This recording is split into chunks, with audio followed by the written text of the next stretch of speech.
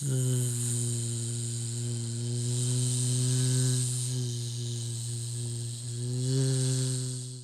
a B, get it? Okay, I'm sorry. I didn't have any other ideas. This is just, it was dumb. I thought it'd be funny. It just didn't work out. So.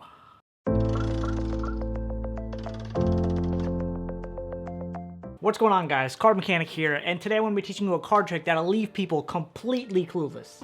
So, let's do it. Okay, everybody, welcome back. If you guys have not yet checked out the performance for this trick, I'll put the link on the screen and description, and you guys should definitely go and check that out. Now, just a little bit of background on this trick. I do believe it's an original effect, but I'm sure there are many effects that are almost exactly like this.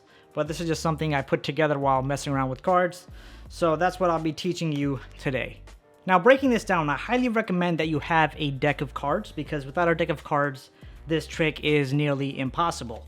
So, grab your deck and let's begin. So you want to start off by having a spectator going ahead and selecting a card, and let's just say it is the King of Spades, right? Boom, King of Spades right there. So we're going to take that king, and we want to keep it controlled on top of the deck. So what I like to do is I like to give it a fake false overhand shuffle. Boom, I have some tutorials on it. You can do that. You can also give it fake cuts, whatever you want to do.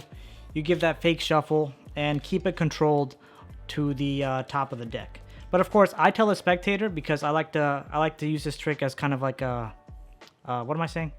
I like to use this trick as a display of skill that a card cheat has. That's why I tell the spectator that I'm going to place it in a special location. And of course, little do they know that special location is right on top of the deck. So we have our King of Spades on top. Now we have a second card selected. So let's go ahead, get our second card selected, and in this case, it is the Two of Spades. Now, I make sure to remind the spectator that the first card selected is the King of Spades, and the second card we just selected is the Two of Spades. Because once in a while, spectators forget actually what the first card was, what the second card was. So this actually works well if you have two spectators as well. So just, if there's one spectator, be sure to remind them what the first and second cards are. So now we have our second card selected, the Two of Spades, and we're going to tell the spectator that we're going to put it on over to the side. So we're going to take this card, and what we're actually going to do now is do the second deal.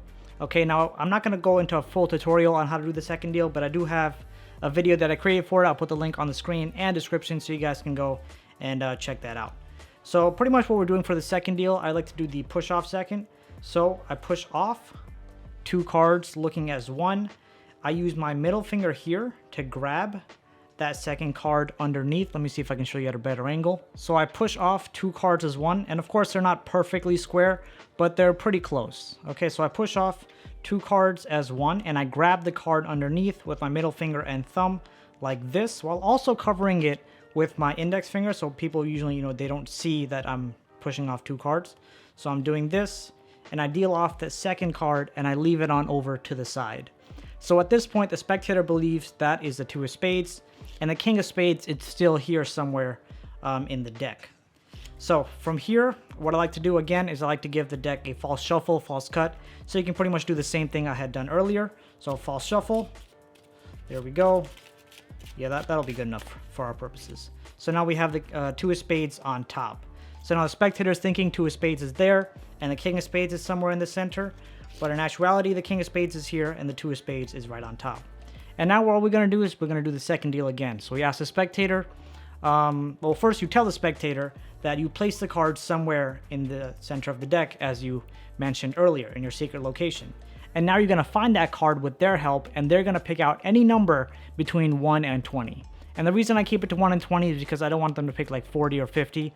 Otherwise, we're just sitting here counting for like 10 years, and that gets really boring. So let's say they pick the number 10. So now you're going to second deal 9 times and then deal off the top card. Now, if you don't like second dealing this way, you can also second deal by throwing the cards on the table like this. So 1, 2, 3, 4, 5, 6, 7, 8, 9, and then you go take that 10th card.